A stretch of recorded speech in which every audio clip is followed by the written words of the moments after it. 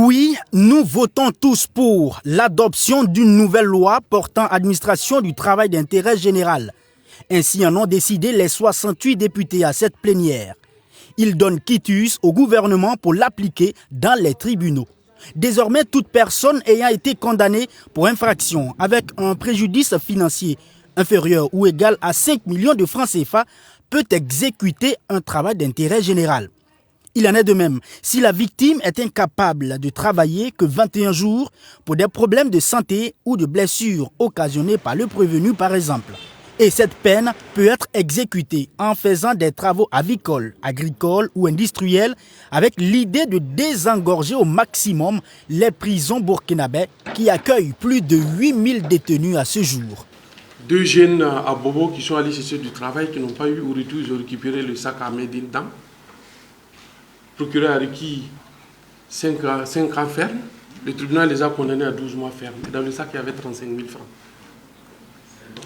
On a voulu que, pour les infractions, l'incapacité temporaire de travail, lorsqu'il s'agit d'atteindre à la personne physique, ne dépasse pas 21 jours, que le juge soit en griffe dans l'obligation de prononcer le TIG.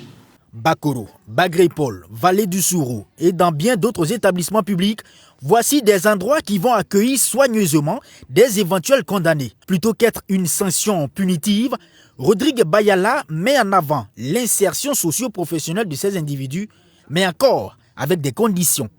Et les conditions sont lesquelles? Oui, la dangerosité du prévenu est appréciée, ça y est même dans l'article. C'est si le prévenu ne présente pas un risque de trouble à l'ordre public ou de réitération des faits. Parce qu'on sait que si on vous applique un TIG et que vous allez sortir immédiatement, aller commettre les mêmes faits, vous n'allez pas bénéficier du TIG. Ça, c'est une des conditions. La deuxième condition, c'est que la partie civile soit désintéressée. Vous savez, aujourd'hui, pour rechanger l'image de notre justice, il faut que nous rechangions aussi les principes qui la gouvernent. Et comme je vous l'ai dit, ce n'est pas une question d'hommes, ce sont des questions de règles. Il faut que nous ayons des règles qui soient adaptées à notre contexte.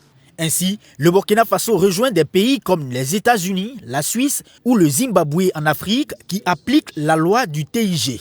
La peine est exécutoire et le détenu n'a pas un droit de choix.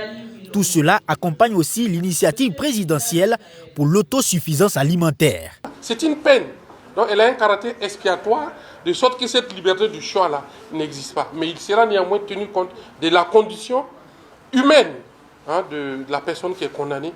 Normalement, un condamné ne devrait pas chômer. Est-ce qu'au village, les gens chôment? Non, il n'y a pas de chômage, sauf si vous ne voulez pas travailler. Parce qu'aujourd'hui, vous avez, dans le cadre de l'offensive agricole, une production en temps plein.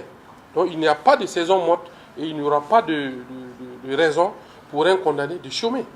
La loi portant administration du travail d'intérêt général de 2024 vient remplacer celle de 2004, 20 ans après, qui donnait donc la possibilité aux prévenus de faire un choix à la demande d'un juge.